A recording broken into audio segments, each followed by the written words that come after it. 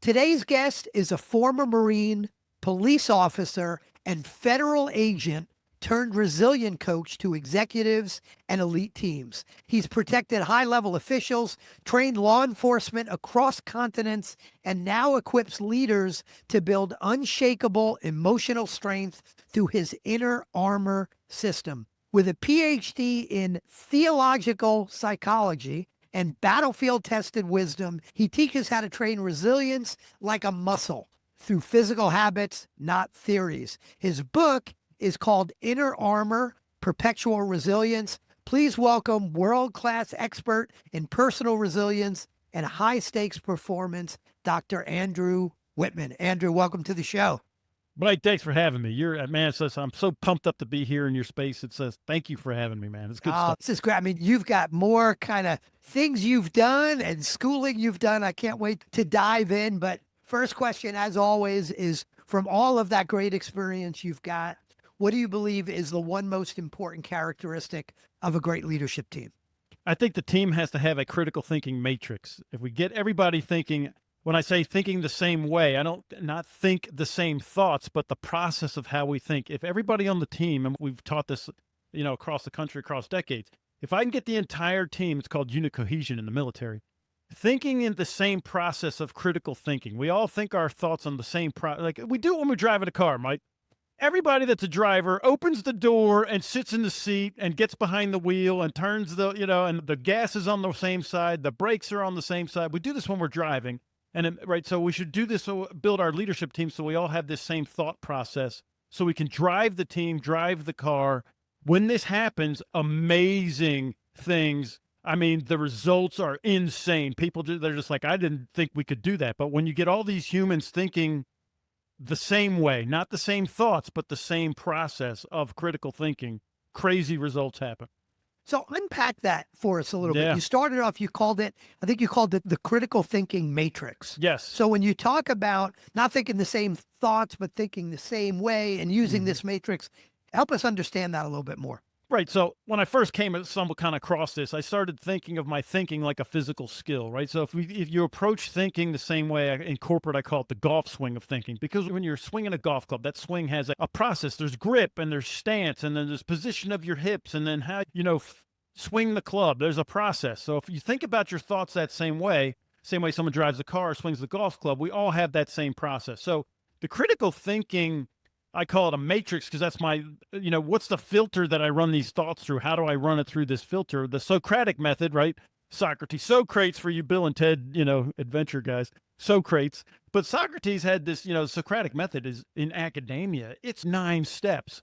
And I was like, I will get killed in a firefight if I have to go through 9 steps of critical thinking in order to be a critical thinker. So I went through and I found the top 4 ROI, right, steps that I would get. And it's really a two-step process. I call it thinking like crap: clarity, relevance, accuracy, and precision. If I can get the entire team to adopt that matrix of thinking like crap, clarity, relevance, accuracy, precision, the results are insane to the good side of things. So think about clarity is what's my target? And this is the first thing a critical thinker has to decide is not what I don't want, but what I do want. What is it that I'm trying to accomplish?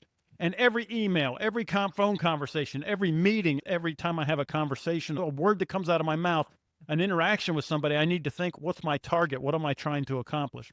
Now, everybody on the team may have different, specific targets on an agenda. Let's just say for a meeting, for example, I'll just use the military, right? But there's a guy who's in charge of communications. There's a combat medic. There's somebody in charge of weapons, and then there's somebody in charge of languages or whatever. They all have different, right? Maybe targets, but we all have a target when we get to the meeting, so we don't end up what I call in a sand trap, which is the things that are not relevant. So if I can just do those 2 things, it gets insane. But then accuracy and precision are the other 2. And this is from my law enforcement days, where accuracy is the difference between truth and fact. Where in a courtroom, evidence that is entered are facts. Witnesses swear to tell the truth, and we know, like 2 eyewitnesses, it was a red sweater, it was a brown sweater, and in fact, it was a green sweater. Nobody's lying, but they're telling their perception, right? So a critical thinker, we want to take truths in everybody's perceptions and move them to the fact column where it's a neutral, nonpartisan, not opinionated. It's just an objective fact. And then where we do that, the whole team can actually make decisions. Like, for example, weather, right? So if it's 70 degrees outside Fahrenheit, that's a fact. Whether I'm hot or I'm cold is my truth.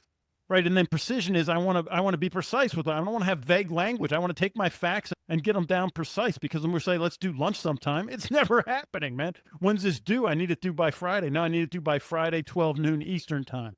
Right. So when everybody on the team does that, there's no people like, we have a communication problem. No, you don't. You have a thinking problem. Right. So that's what I mean when I talk about this critical thinking matrix. If we all run it through that filter, everybody is moving towards the target. We get anything that's not relevant off the board, and we're moving our opinions into the fact column, and then we get very specific, and we're rocketing. I love that. So we got to think like crap. I love that.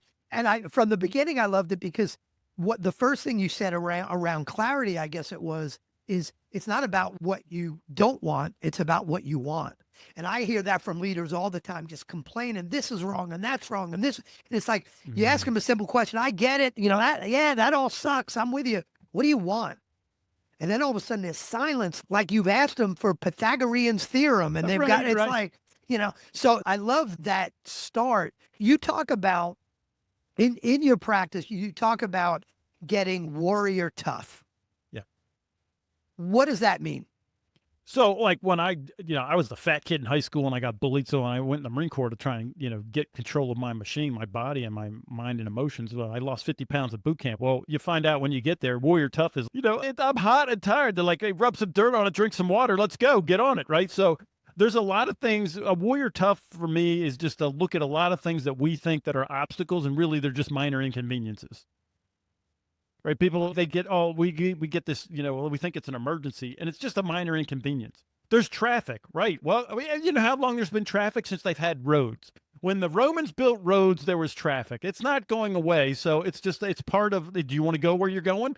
Then let's put that on the best. So warrior tough is, I'm just going to, rub some dirt on it, take a drink of water and keep going. And how do you build that, right? Because we both know people, and I'm sure like any human being, we've both probably fallen into the trap of creating drama, Right. where there doesn't need to be drama, just kind of get over it. But how do you build that kind of mindset? So with what I teach, it all starts with your internal identity. Who are you? And who do you want to be? Like, we engineer this identity statement. It's just a one sentence statement, but it's our operating system. And what it does is it pre-decides everything in my life. So my identity statement is I'm a man of excellence who always keeps his word. So now, whether I'm being a father, whether I'm the CEO of my company, whether I'm leading a team, whether I'm a little league coach, whether I'm a volunteer at the PTA or church, I'm a man of excellence who always keeps his word. So I'm never going to half step, because that's not who Andrew is. Andrew can't do things, can't phone it in, can't not do his show prep, can't not, do his reading. He can't, right? Because I'm a man of excellence. And then I aspire to always keep my word. So I don't give it out that often. It gives me permission to say, no, I'm not going to do that, because if I give you my word, now I'm obligated to do it. So it kind of, but the first person I have to keep my word to is me. So if I say, my body fat percentage is going to be under 10%, then chocolate cake, is off the board. Right. So this is how you get that warrior tough, is you have to decide who you're going to be and who you want to be. And then you just ask this question to yourself. Anytime you're about to act outside of your identity, you say, is this who I am? Is this who I want to be? Am I being who I say I am? And of course, if I'm not, then I have to change my behavior. Does that make sense? It does. How do you suggest someone create that identity? You created yours. Yeah. Someone can steal yours. That's No, they can if they want. I mean, yeah. But I talk about it for 3 chapters in the book. I go through walking through the process of this whole thing, right? So if this is just a quick down and dirty, right, Mike? I would say for you, like right now, if you're just sitting at home, pull out a notepad and just write down like 10 things that come to mind of characteristics that you admire. Think of the coach that you most admired, or your hero. It could be Superman or Batman. What was it? Was it, integrity? Was it loyalty? Was it, excellence? Was it diligence? Was it faithfulness? What, just write them down. Courage, honor, right? And then circle the top 3 that kind of capture your attention. And now, okay, so I'm drawn to these 3 characteristics, these internals, that now maybe I put them in this statement that's an I am, comma, who is, right? I am a man of excellence who is, or who always keeps his word, right? So an I am who statement. And then we put it in one sentence, because I mean, some people, when I ask them who they are, I get this long dissertation of, and you can't remember that. Now, I want to know why. And then I say this statement, Mike, over and over again, like hundreds of times a day. I'm a man of excellence who always keeps his word. And I joke about this, but I'm serious that like you hit your hand with a hammer instead of Joe Pesci Home Alone cussing, where's assassin, frisson, right? You're going to say, I'm a man of excellence who always keeps his word. Like it's got to be in there so much that comes out when you stub your toe or you hit your hand with a hammer. Love that. Love that. You say, and this may be part of what you just covered, but at the very beginning of your book, Inner Armor, you say the first tool of resilience is a question. Is that what we're talking about here, or is that a different? What is different. that question? I mean, that question is right. So, and I say the first tool of resilience is the question is because my original 2-minute rule is because I know the brain is the original search engine. It has to answer a question, right? So, and let's do an experiment to see if I'm right. Don't think of this answer, Mike. What's 2 + 2? What city are you in? When's your birthday? Right now, the brain has to go find this. So we're asking dumb questions all the time, like, how could this day get worse? So now my brain goes and finds all the ways that the day could get worse, right? So the question I want to ask myself is, well, like you said earlier, when you're hearing all this stuff about, I can't do it, and that's not, so that voice of resistance, it's impossible. We can't do this. We can't do that. Just for 2 minutes, say, yes, I get it. It's impossible. But if it were possible, here's the question. If it were possible, how would I do it? And resilience starts there. When you hear the voice of resistance, you say, hang on, I'm not arguing that we can't do it. I'm just saying if we could, just fantasy play along for 2 minutes, how would we do it? And you throw that on the table at one of the, I walk into get a consulting gig where I'm, in a boardroom with the C-suite and they're stuck. We can't, and it's a room full of Americans, I call them. We can't do this. We can't do that. And then I say, okay, I know we can't. But if we could, just for fantasy, how would we do it? And like literally within 3 minutes, you have 5 different solutions that maybe it's not the solution, but I can be a chef and mix and match take ingredients from the 5 and come up with an actual, executable solution. Andrew, it's obvious when you talk about this that, you've got this level of energy. It's just who you are. The energy comes out. When you're working with clients, and you're helping them to, build that, what is their identity and helping them to make sure they're asking that, question, if it were possible. What do you find your clients struggle most with? What's the hardest thing typically for folks to overcome in creating this kind of warrior mindset? So here's the biggest thing, and especially when we get into later on in our career, when we become senior leaders from the director level on up, when we're in their 40s and our 50s. When you're faced with this stuff, and I go into the neuroscience and the biopsychology, how the machine works, the pushback is this. I have a level, we think we're walking into this, the C-suite. I have a level of success I didn't get here without. Now what I have to do, you're telling me that how I got here, a lot of it is not right. The things that I've been doing, my body, mind, and emotions have been operating against each other. And so now I have to either fight you because of cognitive dissonance, because I got here. So I've got to double and triple down on who I am and who I came from. So there's the pushback. Or I have to be like, hey man, take an honest assessment. This could rocket me to a whole nother level, and so that's where the pushback is. They have to decide, because I'm messing with core beliefs here, Mike. I know I'm under the hood. I'm tinkering with core beliefs. The older we get and the more successful, quote, we think we are, that's why I break success down in 8 cylinders. You might be successful in the office, but the rest of your life could be a dumpster fire, right? You know what I mean? So when we tinker with these core beliefs, that pushback as you get older or you do have success in one area, you have to come to terms with, my life has been built on falsehoods. That's pretty heavy, you know what I mean? Yeah. But that's it. That's the big hurdle. If we can get over that, they'll just rock. I mean, I had one client, he was 58 when I met him, right? And he was a small time real estate developer. He was flipping houses. So I get to him and I said, what's your target? We walk through this stuff. What's your ultimate goal? He goes, I just want to, maybe flip 10 houses, a year and make 150. I'm like, well, you don't need a coach for that. You could do 150,000, So we went to work, man, and he Kool-Aid drank all this stuff. And so now it's 7 years later and he has one of the biggest real estate land development operations on the East Coast. It's $1 billion company. And so he rocketed. So here is a guy, I call him a unicorn because he's 58. And he had the humility to just say, yeah, and then just dive into this stuff. And it's just taken him beyond where even his wildest dreams could be. And I'm even like, I'm like, that is so awesome, dude. you know? That's near and dear to, because I turned 60 this year. And I remember when I used to think 60 was old, and now I Yeah, it realize, ain't old. No, I man. guess, I don't Just, know. yeah. But there are folks who are 58 or 60 or 62 who have this mindset that their best years are behind them. Yeah, dangerous, man. And like I remember seeing there's a band in the 80s called Squeeze, who I used to really like. And they played these big arenas, new wave kind of stuff. And my wife and I saw them about 7 or 8 years ago, and they're all older guys now.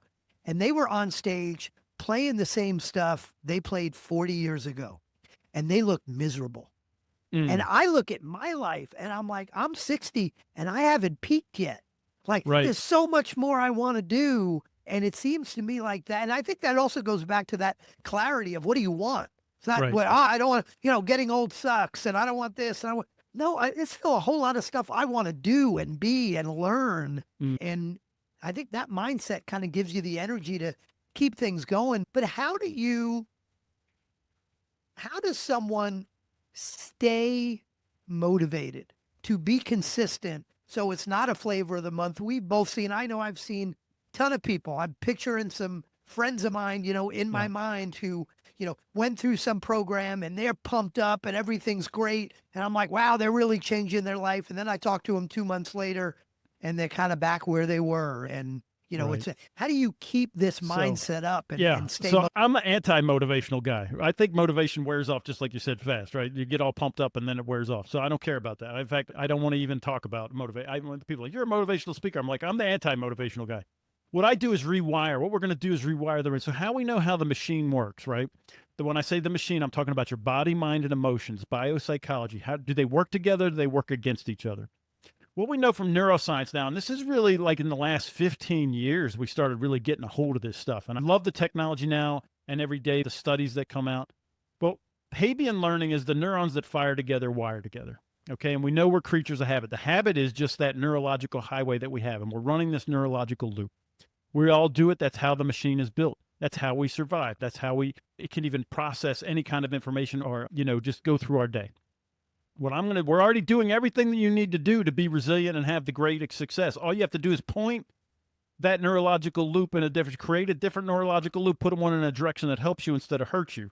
So you go to the program, they don't rewire you. They get you, it's an emotional hype. That's what motivation is. It's a motivational, it's a driver. It's to mote is like the Latin for movement. So I'm trying to move you off the mark, but motivation wears out. But rewiring your habits don't. So I'm like, if you brush your teeth every day, right? So let's say you brush your teeth twice a day. That's 2 minutes in the morning, 2 minutes at night. If you just did just that, what are you doing during those 2 minutes? So during those 2 minutes, I'm going over my identity statement. I'm going over like the impossible thing that I'm looking at. How would I do it? And every time that we do that, we know that the brain is like a muscle. And every time that you do that, even the smallest little victory, it's like doing 10 push-ups. It's a victory for you. And you just you strengthened that neurological highway. So every time that you say you go to the gym and you work out, even when you don't want to, every time that you do that, you get better at it. Every time that, pick carrots over Twinkies, you get better. Every time, and it's small things, these tiny little decisions. A lot of times we go to these programs and we're trying to make these big, giant changes. I used to do personal training. And I had this client, she was way overweight and she wanted to quit drinking, quit smoking, and lose 100 pounds all at one time. I'm like, well, we're not doing that. First off, don't worry about the alcohol. Don't worry about the smoking. We'll get to it later. First off, all we're going to do right now is you're just going to go for a short walk. We're not even going to start working out because, I got to get her body used to just doing exercise, any kind. So go for a walk for 20 minutes, and then we're just going to, start maybe get some small changes in your diet. And so and again, 10, 15 years later, the weight's off. She did stop smoking. She did stop drinking. And but so if you try to do it all at once, I'm like, you'll never do any of it. Because after that 3 weeks, you're exhausted, right? So it's all about rewiring these little tiny habits. And I'm not trying to stop a bad habit. Somebody asked me, how do you stop bad habits? I don't. What I do is I rewire new habits. So I'm doing re-neurological. So instead of stop thinking about chocolate cake, which every time I say chocolate cake, I'm thinking about it. Right. Or what I can't have or what I can't do. I got to change I'm going to think about, hey, I want, my goal, again, clarity is 10% body fat. So what do I need to do to get there? All right. So now I'm thinking different things and I have a different neurological loop than trying to stop something. I've replaced it with going towards my target. Does that make sense? Yeah. And it goes back to when you talk about thinking like crap, it goes back to focusing on what you want. Right. It's all interwoven. You know what I mean? It's kind of like it's like a cloth. I love that. As you know, I think it's very easy as a leader. And I want to come back to, the audience of this show Yep. is a whole lot of folks that are leading companies or or part of the leadership team of companies. And I think a lot of folks hear something like this and they think, yeah, my people really need this. Right? Yeah. Oh yeah. My But my not for wife, me. my husband needs Yeah, this. right. So, Yeah. but I do want to kind of go down. I want to go down both of these roads. Is one is, and before we wrap up, I want to find out how you help people, how you help your Yeah. clients. But for the person who says, yeah, I'm probably not as focused, probably too much drama. I'm focused on, things that are outside of my control. I want to make some changes. I want to ask you, and I'll give you a sneak peek of the next question I'm going to ask Yeah. is, what's the first step or two that a person should take? And maybe it's something you've already talked about. Maybe it's some new No, idea. Yeah. But and then I do want to go to after that, if you are a leader of a team or you're part of a leadership team, what could you do to start trying to instill this, not just in yourself, but in your team as well? But I want to start Right. with taking ownership for ourselves. What's Right. something pragmatic someone could do to get started in creating the warrior-like mindset? Well, go get my book. That's the first thing. I mean, There you go. I right like now, that. and it's not a hard read. I mean, I wrote this thing. So Inner Armor was designed for the Marine Corps. They came to me and said, "Can you do something for the, spiritual fitness of the warfighter?" As in PTSD and suicide rates were off the charts, and therapy, drugs, and it wasn't working. Can you do something else? So I designed this thing for Marines that don't have time to go to a suicide awareness class or sit in a training, or like, how do I adopt this? So we did a workout of the day, the things that I'm talking about. We ran it just like it's physical training, like doing your push-ups or running your, we just put it inside their training schedule, and it's just part of what they do day in and day out. And so the book is written like that. It's a tactical manual. I mean, there's 23 chapters. If you just ran one chapter, it gives you a field drill, tells you what to do. Here's the executive summary. It takes you like 5 minutes to read the chapter, and you spend the next week trying to do what it said. Hey, you should be practicing what it said. And it's not spend the whole week doing it. I'm like, while I'm brushing my teeth, what am I thinking about while I'm in the shower? What am I doing while I'm driving the car? Right? So that's you just have to start taking that step. If you're serious about this, the stuff that you've heard me say, then get the book. Like it, and this cracks me up because it's like I can't make it any cheaper. I'm making $1 a book. It's $15 on Amazon, or you could get it for like free on Kindle if you're like one of the Kindle people, right? I mean, I can't make it any easier for you. I don't know what and if you won't spend $1 or even 15 to get control of your life, then you're probably not somebody I want to even in my airspace. You know what I mean? I can't waste my time on you, because there's other people that want to take this step and they want to get better. But if you can't even do the simple thing of get the book and start looking at this, or watch my podcast, my radio show, or get, any of those things, then I can't help you. But if you want to know what I'm doing and how this works, it's like a $15 investment into yourself. Now, like remember, everybody, this guy was a Marine, a police officer, a federal agent. Get his book, or he might kick your ass. I hear it in his voice. But I'm going to push you. And so let's say, somebody just ordered your book, but they don't like to read it on the Kindle like I do. They ordered your book. It's going to take a couple days for them to get the physical copy. Yeah. What's something, while they're waiting to get that physical copy of your book, what's something, if you've motivated them, they want to do something right now to go start to change their life in this way, what's one thing they can do? Well, you could go to my website and start looking. There's hundreds of hours of just me talking about this stuff. I have a radio show. My partner's Dutch Coleman. The YouTube, there's 300 episodes. They're on YouTube right now. It's on Spotify. There's no fence around me. Like, you could literally go to my website and start walking through this free content. It's out there. It's not even hard to get. That's what you could do right now. Just click on any of the YouTube videos. I mean, we just put a clip out last night. We're talking about, if you've been potty trained, you already done this stuff. You've already dominated your body. If you went through potty training, your body didn't do something, and now you made it do something. So you could do that same thing, repeat it until you get to the top of whatever success is, however you define it. So there's nothing here that you can't do. Does that make, I don't know. We can't make it any simpler than it is. It's just a matter of, do you do it or you don't do it? It's the Yoda thing, right? Do or do not. There is no try. Does it Yeah, I guess I'm still digging too. Even if someone goes, is there something we can tell them right now? Go do that. Other than read your book, and in addition, I won't say other than. In Yeah. addition to that, is the first step to create that identity that you talked about. Like, what's a literal? Assuming people can go read your book, they go to your website. Right. What's a literal first step that they can take?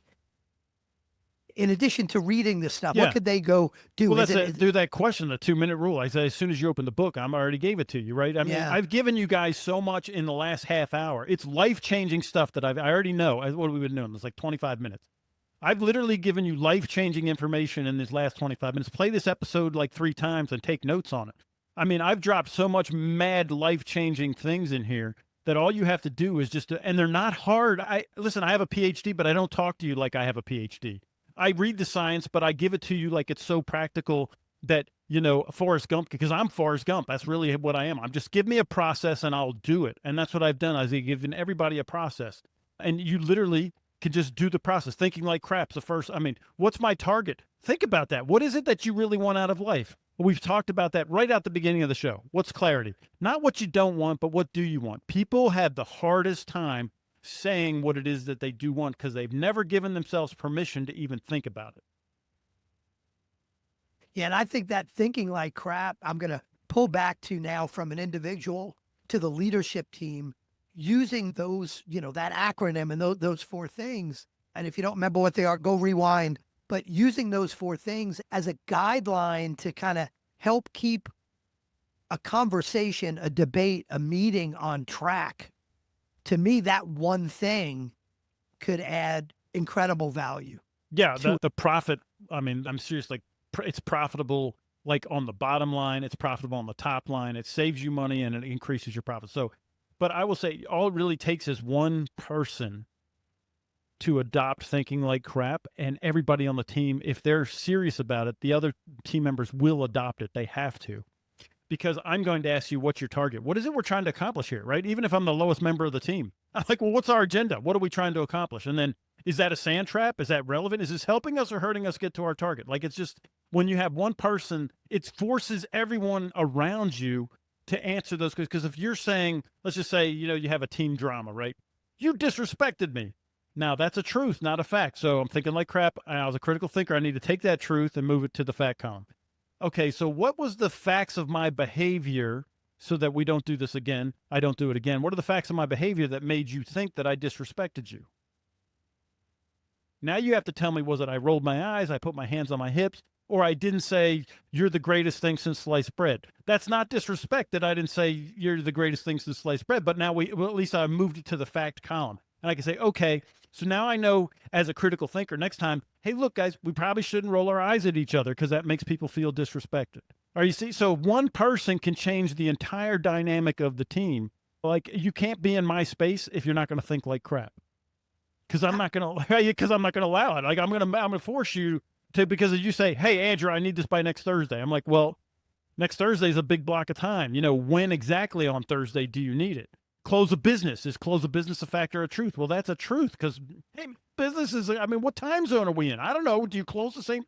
Oh, I need it by lunch. I don't even eat lunch. You're not getting it. You see what I mean? So, I need it by 12 noon Central Time. Okay, now we're talking. But see, I'm gonna kind of force that in every email interaction. Whatever. I'm gonna get to the bottom of when exactly how we're gonna do this. Does that make sense? So you really only need one person to adopt it. Yeah, no, I love that. I love that. Tell me a little bit about specifically how you work with your clients. Is it one-on-one? Do you work with teams? Is it always coaching? Is it sometimes you're speaking to a large audience? Give me an idea of how you take all this great stuff and get it out to the world. Yeah, it's kind of all of the above, right? So it's all client specific. I'm going to cut. So a lot of times I'll come in and do a keynote.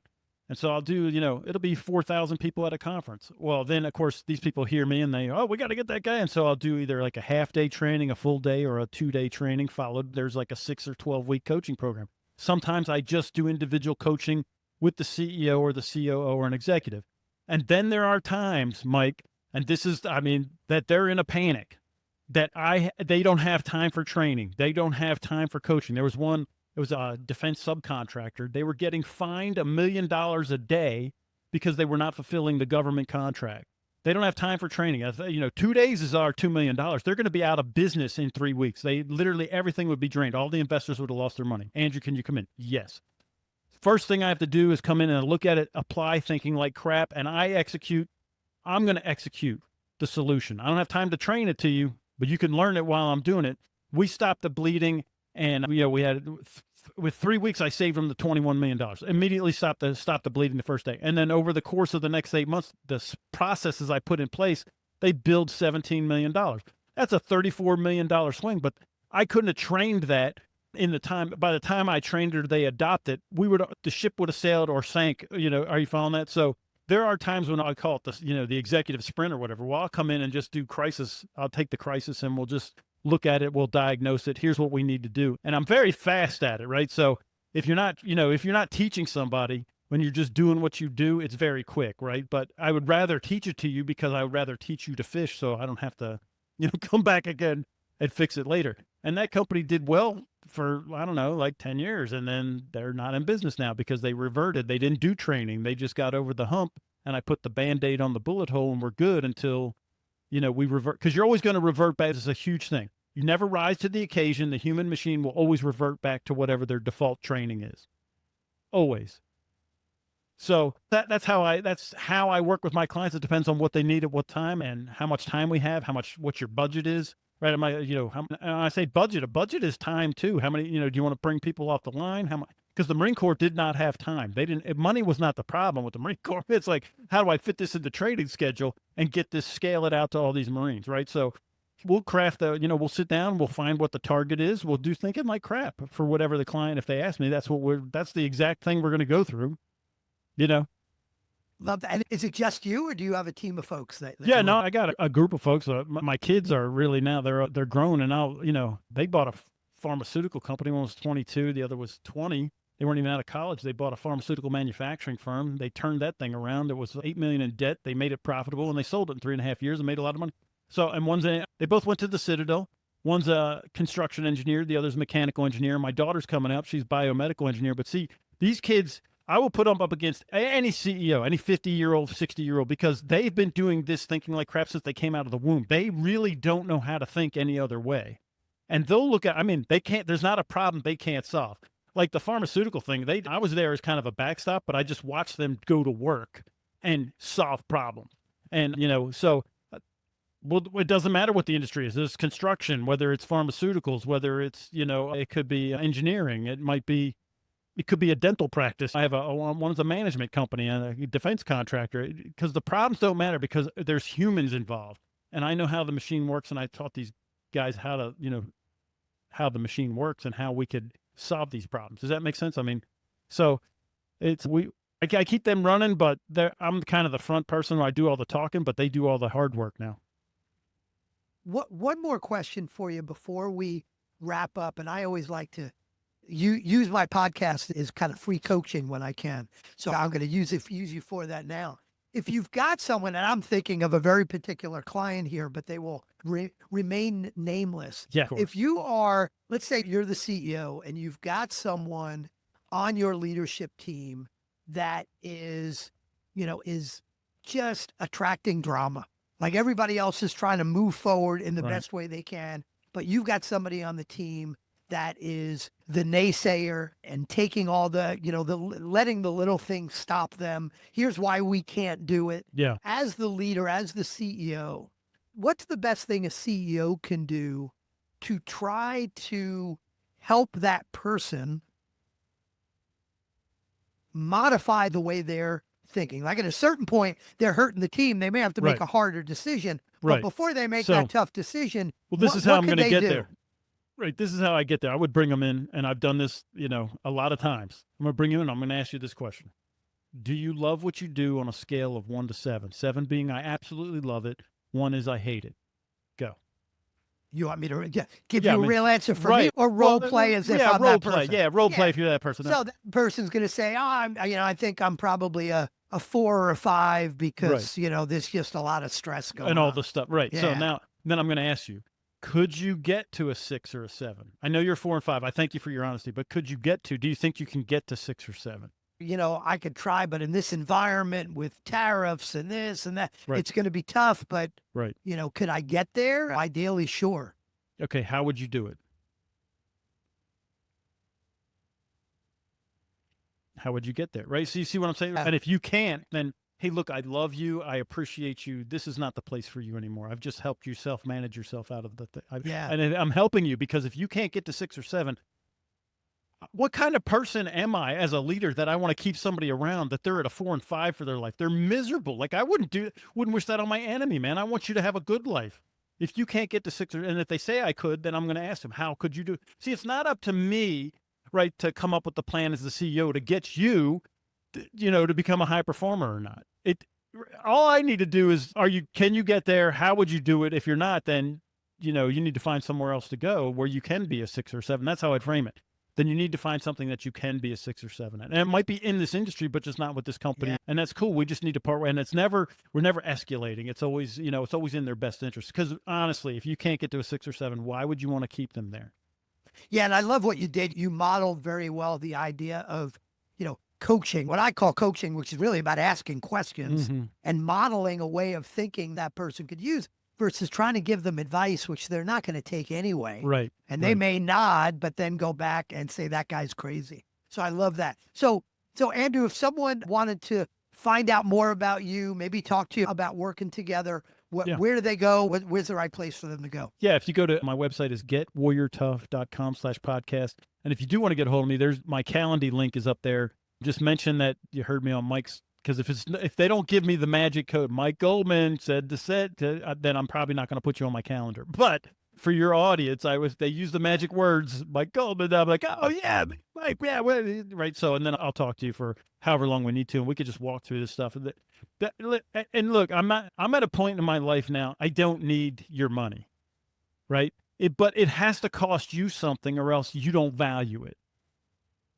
And that's really what it is, because if you're not going to invest in yourself, then I'm not going to do it. If you're not willing to spend a half an hour to talk to me, which will cost you nothing. But a lot of people think they're going to high close me or whatever. I don't care about your money. I'm only do this because it's my purpose in life. We have more than enough money. We have multi-generational wealth.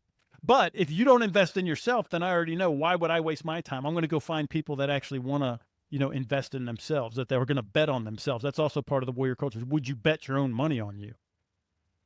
Love that. And what's the website one more time? getwarriortough.com/podcast. getwarriortough.com. Beautiful. And buy the book. He told you to buy the book. You got to buy the book. It's called The Inner Armor, Perpetual Resilience. Yeah. I will always remember, think like crap. You can't forget that once you learn it, baby. So I love that. That should be the name of the book, is Think Like Crap. I like that. That's another, that's your next book, even though it's probably in this book. But anyway, it is in this book. Yeah, no, this is awesome stuff. I always say, if you want a great company, you need a great leadership team. Certainly, 100%. Andrew, your stuff, Getting Warrior Tough, Inner Armor, is going to help us all get there. So thanks again. Thanks for having me, Mike. It was a blast, brother.